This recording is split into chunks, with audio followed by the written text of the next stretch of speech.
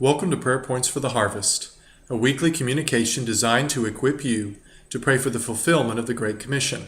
This is Jonathan Soloria. In Luke chapter 10, verses 1 through 2, we come to the climax in our biblical study of prayer walking. We've already seen Old Testament examples of Abraham, Joshua, and Nehemiah. But Jesus takes the concept of prayer walking to a whole different level.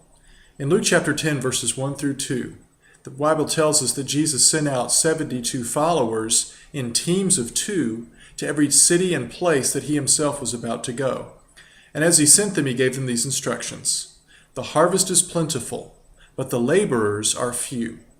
Pray earnestly, therefore, to the Lord of the harvest to send out more workers into his harvest. In this passage, we discover something about the heart of God for the world. For we're told that Jesus sent out 72 others. In Luke chapter 9, he sent out his 12 disciples in teams of 2 to do similar work. The 12 were illustrative of the 12 tribes of Israel. In this passage, though, the 72 are illustrative of the entire world. For 72 was the number of nations or princes that were considered to exist in the ancient world. Jesus shows an interest not only in the lost sheep of the house of Israel, but also in the Gentiles. And in this action demonstrates that he has a heart for the entire world. As he sends out the 72, he sends them out in teams of 2. And he sends them to every city and place that he's about to go. In other words, he doesn't allow them to go wherever they want.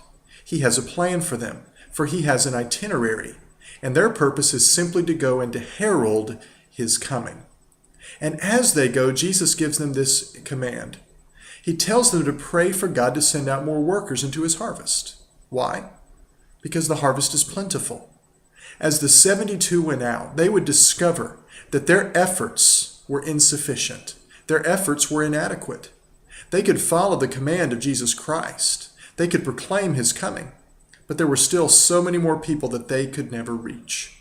As they walked, as they prayed, Jesus told them they were to pray this prayer. God, send out more workers into the harvest. And only as they went would they see the need to pray this prayer. As we walk and as we pray, we live in unceasing communion with God.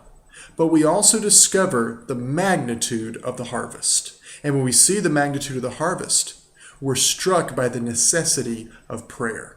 We realize that no evangelism strategy, no sermon, no train of thinking can produce the workers necessary to bring in the harvest that is ready. Only a movement of God can. And this movement happens as we pray. And we're moved to pray as we walk. I encourage you as you go through your day, at work, at school, in your vehicle, walking your street, join God in praying this prayer. Father, send out more workers into your harvest.